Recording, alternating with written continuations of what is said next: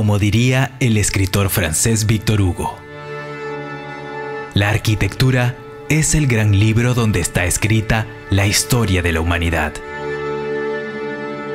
La arquitectura ha ido evolucionando con el tiempo, pasando por varias etapas y varios movimientos.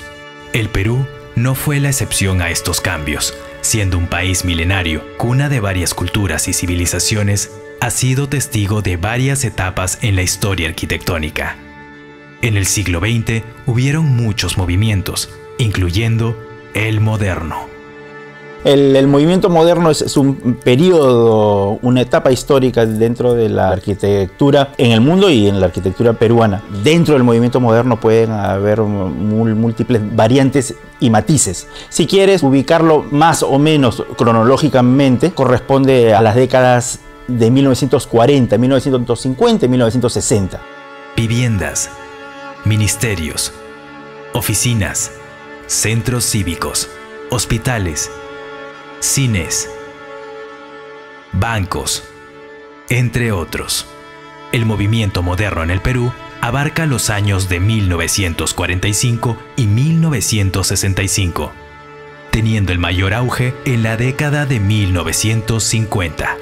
¿Cómo llega al Perú el movimiento moderno? A través de sus protagonistas, Fernando Belaúnde Terry, Héctor Velarde, aunque no lo quieran decir, Luis Miro Quesada Garland, fomentó la llegada de este movimiento y los inculcó en los futuros alumnos de él, que a través de la reforma universitaria cambian y hacen venir profesores modernos a la enseñanza en el Departamento de Arquitectura en la Escuela Nacional de Ingeniería, a partir de 1945, digamos, y efectivamente ya aparecen obras.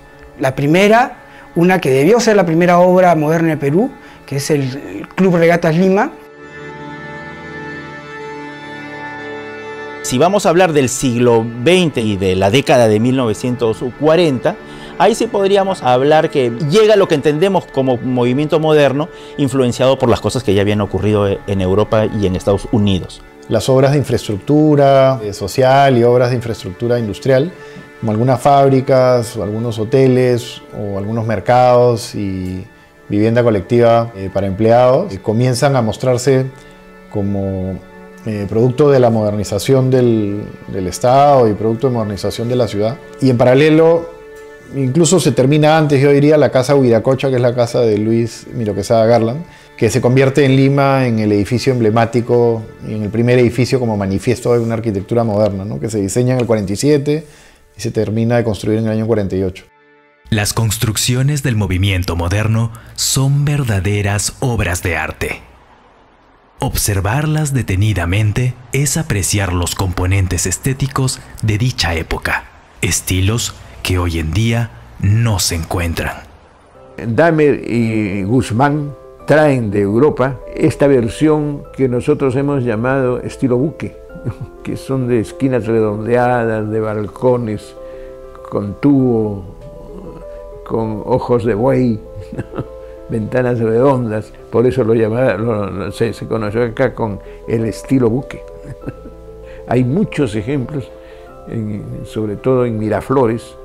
Ahí diseñamos el Club Internacional de Arequipa, un primer ejemplo de arquitectura moderna. Fue uno de los primeros ejemplos de arquitectura moderna en el Perú y se construyó.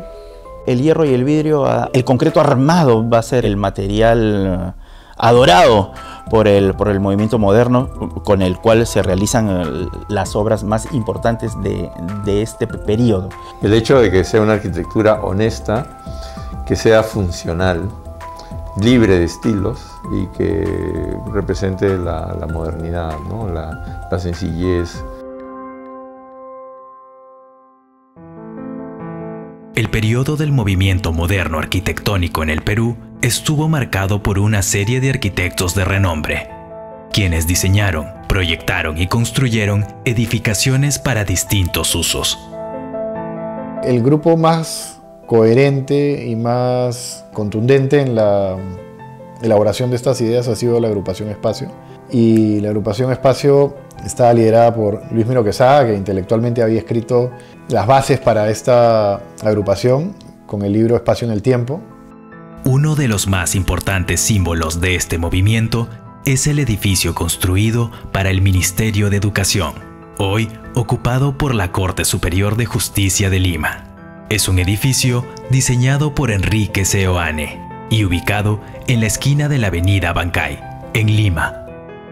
El volumen del edificio es de original forma curva, conteniendo un bloque de 21 niveles, flanqueado por 2 bloques de 12 niveles cada uno. Los bloques antes mencionados nacen de 2 primeros niveles, claramente diferenciados a manera de basamento.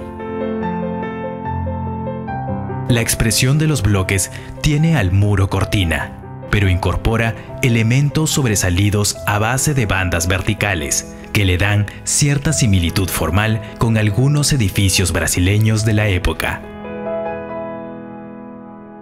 Enrique Seoane, Adolfo Córdoba, Enrique Siriani, Fernando Belaúnde, Frederick Cooper, Mario Bianco, Luis Miro Quesada, Walter Weberhofer, Carlos Williams, José García Bryce, son algunos de los muchos arquitectos que son parte de este movimiento. El Centro Cívico y Comercial de Lima es una de las más importantes e imponentes construcciones del movimiento moderno. Fue construida entre los años de 1966 a 1970, bajo un diseño de Adolfo Córdoba, José García Bryce, Carlos Williams, Jacques Crusoe, entre otros. Fue por muchos años considerado el edificio más alto de Lima.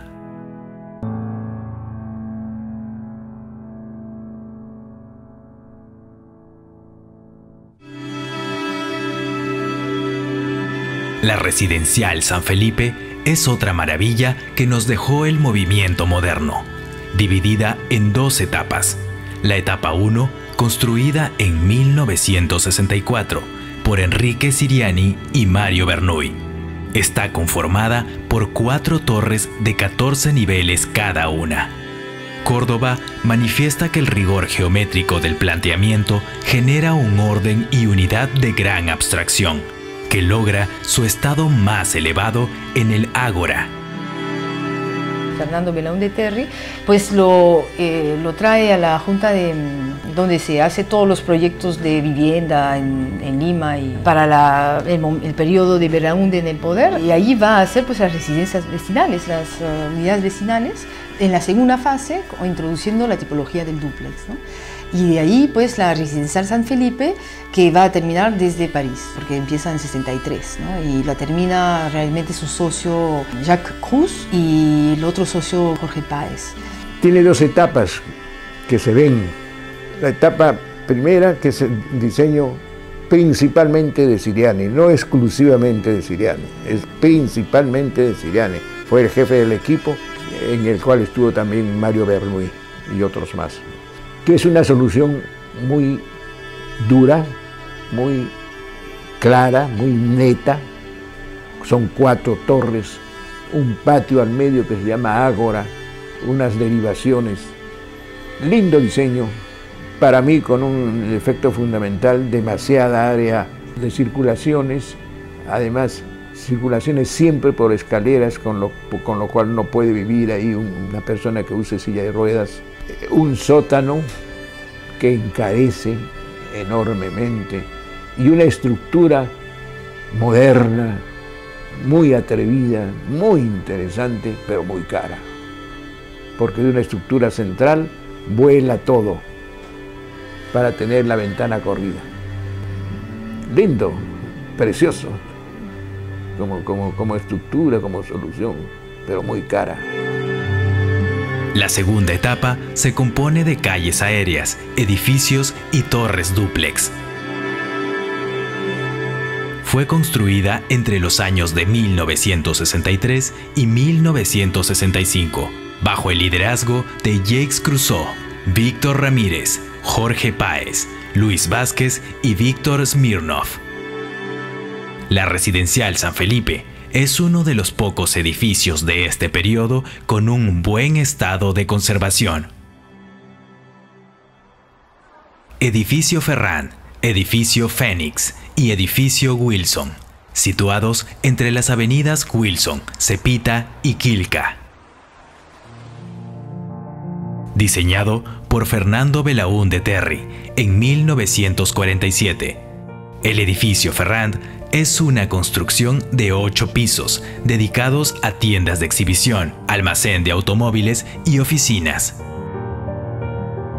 Frente al edificio Ferrand se encuentra el edificio Fénix, diseñado por Enrique Seoane entre los años de 1945 y 1948. Obtuvo el Premio Nacional de Fomento a la Cultura Chavín en Arquitectura en 1950. Entre el Ferrand y Fénix se encuentra una obra diseñada por Enrique Seoane, el edificio Wilson, construido entre 1945 y 1946. Este edificio tiene elementos en común con el edificio Tacna Las Nazarenas, pero su concepción es más limpia y clara. Las fachadas están tratadas de forma simétrica, con un eje central sobre los ingresos al edificio. Edificio Diagonal. Este edificio de 8 niveles está destinado a tiendas en 2 primeros niveles y a viviendas y oficinas en los niveles subsiguientes.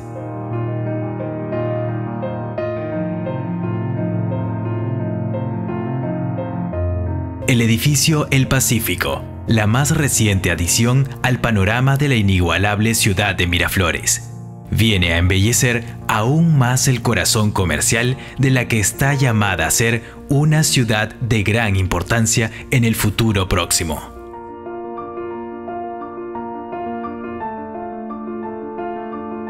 El Cine Central, diseñado por Guillermo Payet e inaugurado en 1942, está ubicado en la calle Ica y estaba equipado para espectáculos teatrales y cine. Poco después de su apertura, pasó a manos de la distribuidora Warner Bros. Como su cine principal en Lima. El Cine Tauro, de Walter Weberhofer, se construyó entre los años 1957 y 1958.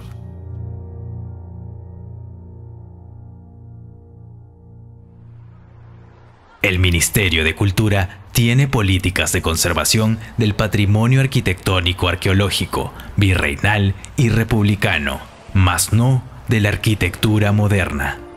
Muchas de las construcciones modernas se encuentran en estado deplorable, abandonadas, restauradas numerosas veces y sin pertinencia.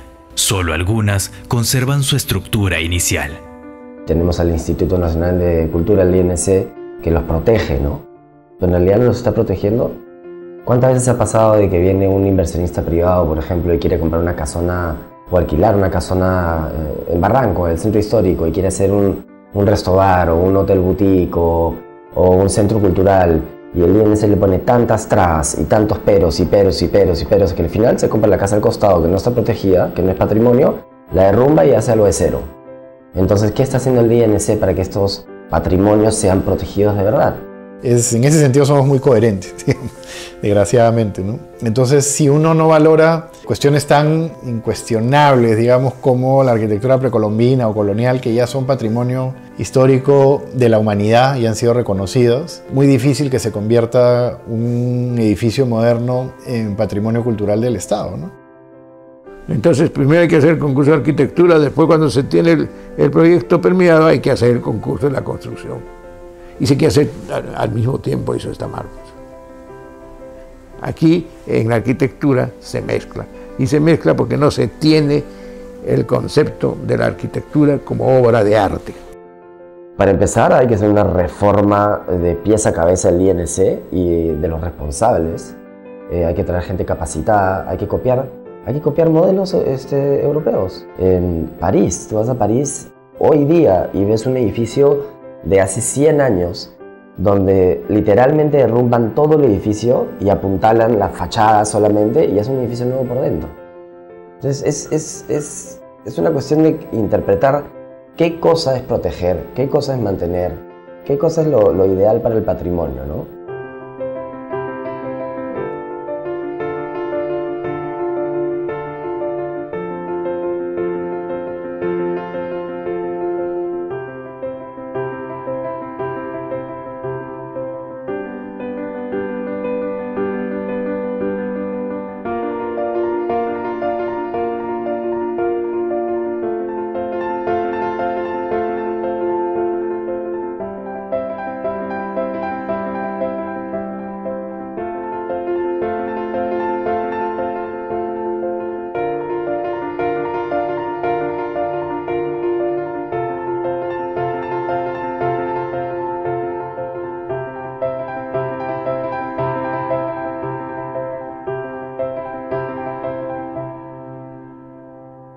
La arquitectura moderna regalaba a la ciudad partes de su edificio, de su terreno, creaba espacio público, al menos se preocupaba en espacio público.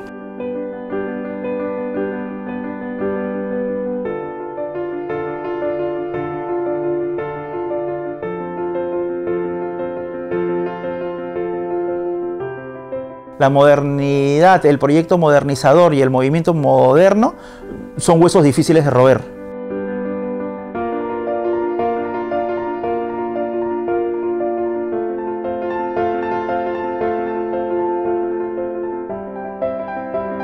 En realidad somos una sociedad con una absoluta indiferencia hacia la arquitectura en cualquiera de sus tiempos. Yo creo que la arquitectura moderna no es un tiempo, sino es una forma, ¿no?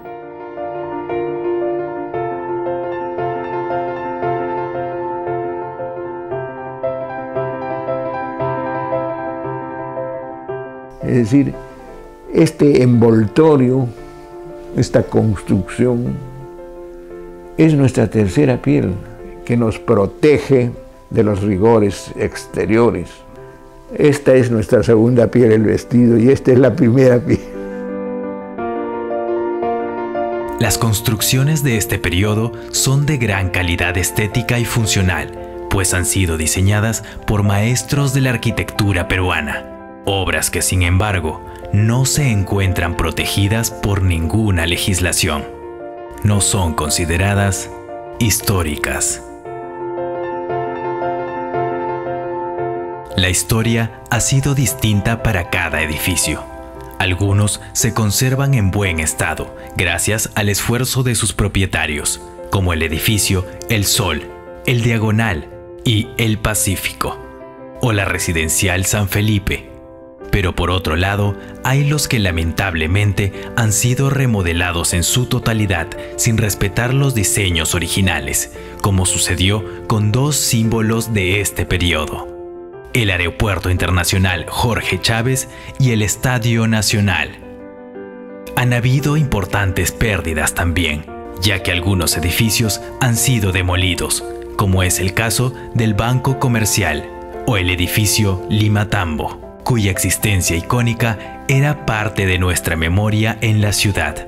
Están también los de futuro incierto, como el majestuoso Cine Tauro, que hoy se encuentra en venta esperando que quien lo adquiera lo valore. Estos edificios son testimonios del desprotegido destino de la arquitectura moderna en el Perú. Un destino que tiene que cambiar. De edificios que alguna vez hablaron y cantaron, pero que hoy en día sobreviven en sumo silencio.